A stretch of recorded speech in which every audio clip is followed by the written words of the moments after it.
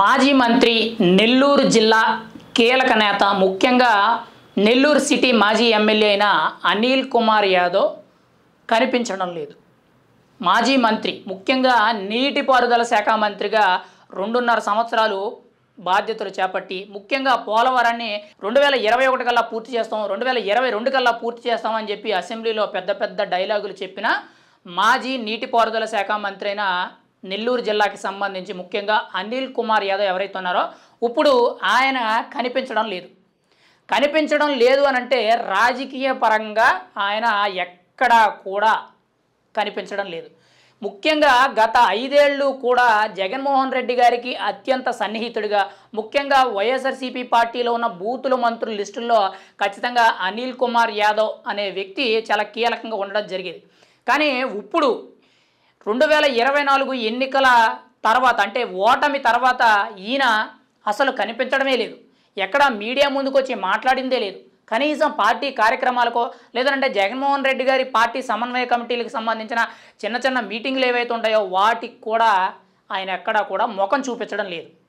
అయితే ఇక్కడ ముఖ్యంగా చూసుకుంటే అనిల్ కుమార్ యాదవ్ అనే ఈ కీలక నేత గతంలో వైఎస్ఆర్సీపీ పార్టీ అధికారంలో ఉండేటప్పుడు చాలా బలంగా చక్రం తిప్పడం జరిగేది. కానీ ఇక్కడ ముఖ్యంగా చూసుకుంటే తిన ఒక బీసీ సామాజిక వర్గానికి చెందిన యాదవ కులానికి సంబంధించిన వ్యక్తి. అయితే తిన రోజు రోజుకి కూడా ఎదిగిపోతున్నాడు అనేటట్టు మెయిన్గా వైఎస్ఆర్సీపీ పార్టీలో ఉన్న ముఖ్య నేతలు ముఖ్యంగా రెడ్డి సామాజిక వర్గానికి చెందిన కొంతమంది నేతలతో ఈయనకి కొంత గ్యాప్ అనేది ఏర్పడింది. ఆ గ్యాపే రోజు రోజుకి కూడా 2.5 ఏళ్ల తర్వాత మంత్రి పదవి పోవడం, ఆ తర్వాత ముఖ్యంగా ఆయన కొంతవరకు సైలెంట్ అవ్వడం, ముఖ్యంగా 2024 ఎన్నికల్లో నెల్లూరు సిటీ నుంచి ఎమ్మెల్యేగా పోటీ చేసిన అనిల్ కుమార్ యాదవ్ ఎవరైతే ఉన్నారో ఆయనకి ఆ సీటు తప్పించి నరసరావుపేట ఎంపీ కింద ఆయన్ని షిఫ్ట్ చేయడం అయితే జరిగింది. ఇదంతా కూడా వైఎస్ఆర్సీపీ పార్టీలో బ్యాక్డ్రాప్లో జరిగిన కథ. అయితే నరసరావుపేట ఎంపీ కింద ఇష్టం లేకపోయినా పోటీ చేసి అక్కడైతే ఓటమి పాలవడం అయితే జరిగింది. అయితే 2024 ఎన్నికల్లో కూటమి పార్టీ అనేది అత్యంత మెజారిటీతో ఒక ఫామ్లోకి రావడం జరిగింది. వెంటనే కూడా వైఎస్ఆర్సీపీ పార్టీకి సంబంధించిన గతంలో ఎవరెవరైతే నోరు పారేసుకున్నారో వాళ్ళు కానీ ఎవరెవరైతే అతి చేశారో వాళ్ళందరూ కూడా సైలెంట్ అయిపోయారు. వాళ్ళ పక్షాన కీలకంగా చూసుకుంటే ఈయన కూడా సైలెంట్ అయిపోయారు. యాక్చువల్గా అనిల్ కుమార్ యాదవ్ అనే వ్యక్తి గతంలో ఎంత ఫైర్ బ్రాండ్ లీడర్గా ఎంత అగ్రెసివ్గా ప్రత్యర్థుల మీద దూకుడుగా మాట్లాడేవారు అనేది ప్రతి ఒక్కరికి తెలుసు, రాజకీయాల్లో ప్రతి ఒక్కరికి తెలుసు. కానీ ఇప్పుడు ఆ వ్యక్తి కనిపించకపోవడం ముఖ్యంగా రాజకీయాలకి తనకి సంబంధం లేదని, వైఎస్ఆర్సీపీ పార్టీకి నాకు సంబంధం లేదని, ఆ పార్టీ నాకు తెలియదని చెప్పి నేను ఆ పార్టీలో లేనని చెప్పినట్టు వ్యవహరిస్తున్నట్లు చాలా కీలకంగా తెలుస్తుంది. అయితే అనిల్ కుమార్ యాదవ్కి ప్రస్తుతానికి ఇది టెంపరీగా ఏదో కాలక్షేపానికి తీసుకున్న గ్యాపా లేదనంటే పూర్తిగా కూడా రాజకీయాలకి స్వస్తి చెప్పే అవకాశం ఉందా అనేది తెలియవలసి ఉంది. కానీ ప్రస్తుతానికి చూసుకుంటే తనకున్న వ్యాపారాలు బిజినెస్లు ఏవైతే ఉన్నాయో అవన్నీ కూడా చూసుకుంటూ కొంత ఆదాయాన్ని మెరుగుపరుచుకోవడానికైతే ఆయన తోడ్పడుతున్నట్టు తెలుస్తుంది తప్పితే ఎక్కడా కూడా రాజకీయంగా వైఎస్ఆర్సీపీ పార్టీలో జరిగే కార్యక్రమాలకి ఆయన ఎక్కడా కూడా రావడం లేదని చెప్పి చాలా కీలకంగా తెలుస్తుంది. అయితే ఒక 4 నెలల కిందట ప్రత్యేకించి కూడా నెల్లూరు జిల్లాకు సంబంధించి ప్రత్యేకించి కూడా జనసేన పార్టీలోకి అనిల్ కుమార్ యాదవ్ రాబోతున్నట్లు చాలా పెద్ద ఎత్తున మీడియా అంతా కూడా ప్రచారం జరిగింది.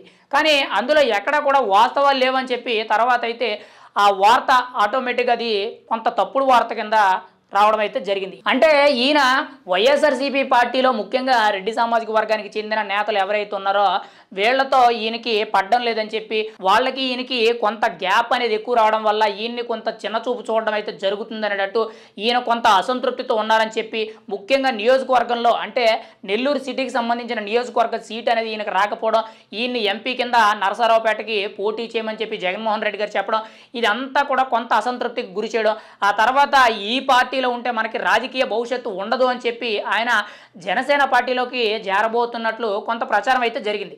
కానీ ఆ వార్తల్లో ఎటువంటి వాస్తవాలు అయితే లేవు. కానీ ప్రజెంట్ చూసుకుంటే ఈ మాజీ మంత్రి అసలు ఉన్నాడా లేడా అనేది కూడా తెలియడం లేదు. కానీ చాలామంది కూడా వైఎస్ఆర్సీపీ నేతలు కీలకంగా చూసుకుంటే కూటమి ప్రభుత్వం వచ్చిన తర్వాత కేసుల భయంతోనే చాలామంది కూడా దాక్కుడు పోవడమో లేదంటే సైలెంట్ అయిపోవడమో లేదంటే పరారీలోకి వెళ్ళిపోవడం జరిగింది. అయితే తాజాగా చూసుకుంటే ముఖ్యంగా ఇదే నెల్లూరు జిల్లాకు సంబంధించి మెయిన్గా అనిల్ కుమార్ యాదవ్కి ప్రత్యర్థిగా కొంత వ్యతిరేకంగా ఉన్న రెడ్డి సామాజిక వర్గానికి చెందిన కాకాని గోవర్ధన్ రెడ్డి ప్రత్యేకించి కూడా క్వార్జ్ కేసులో 250 కోట్లకు పైగా అవినీతి చేశారని చెప్పి గత 10-15 రోజుల నుంచి కూడా వార్తలు అయితే చాలా పెద్ద ఎత్తున రావడం, ఆయన కూడా పరారీలోకి వెళ్ళిపోవడం అయితే జరిగేది. గతంలో ఈ కాకాని గోవర్ధన్ రెడ్డికి, అనిల్ కుమార్ యాదవ్కి కొంత గ్యాప్ అనేది రావడం, కొంత మాటల మధ్య విభేదాలు అనేవి ఉండడం అనేది జరిగిందని చెప్పి గతంలో పరోక్షంగా కానీ ప్రత్యక్షంగా కానీ పార్టీలో కొన్ని గుసగుసలు అయితే వినిపించాయి. కానీ ఇప్పుడు చూసుకుంటే ఇటు కాకాని గోవర్ధన్ రెడ్డి కూడా పరారీలో ఉన్నారు. ముఖ్యంగా అనిల్ కుమార్ యాదవ్ అయితే గత 4-5 నెలల నుంచి కూడా ఎక్కడా కూడా మీడియా ముందుకు రావడం లేదు, ఎక్కడా ఏ మీటింగ్కి రావట్లేదు. కనీస కార్యకర్తలు తనను నమ్ముకోనున్న కొంతమంది తన సన్నిహితులే కానీ, తన వెనకాల తిరిగే నాయకులే కానీ ఎవరైతే ఉంటారో వాళ్ళందరినీ కూడా గాలికి వదిలేసినట్టు తెలుస్తుంది. ప్రజెంట్ అనిల్ కుమార్ యాదవ్ అనే మాజీ మంత్రి ఎవరైతే ఉన్నారో ఈయన రాజకీయాలకు దూరం అయిపోయారని చెప్పి మనకి చాలా క్లియర్ కట్గా తెలుస్తుంది. మరి 2029లో అంటే రాబోయే ఎన్నికల్లో ఖచ్చితంగా ఈయన మళ్ళీ వైఎస్ఆర్సీపీ నుండి పోటీ చేస్తారా, అసలు ఈయనకి టికెట్ ఇస్తారా, ఈయన పార్టీలో ఉంటారా లేదనేది మనం అయితే చూడాలి.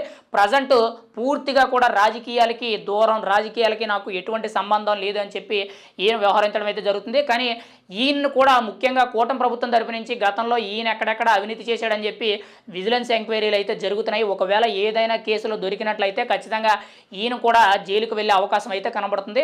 ఆ తర్వాత రాజకీయ భవిష్యత్తు ఏ విధంగా ఉంటుంది అనేది మనం అయితే ఎదురు చూడాలి. ప్రస్తుతానికి మాజీ నీటిపారుదల శాఖ మంత్రి అయిన అనిల్ కుమార్ యాదవ్ అయితే కనిపించడం లేదు, రాజకీయాలకు అసలు ఎక్కడా కనిపించడం లేదు, కనీసం మీడియా ముందు కూడా రావడం లేదని చెప్పి మనమైతే చాలా కీలకంగా చెప్పవచ్చు. రాజకీయాలకు చాలా వరకు కూడా దూరంగా ఉన్నట్టు, కొంతవరకు కూడా రిటైర్మెంట్ ప్రకటించారని చెప్పి కొన్ని ఆరోపణలు అయితే వినిపిస్తున్నాయి. మరి ఏం జరుగుద్ది అనేది మనం అయితే ఎదురు చూడాలి.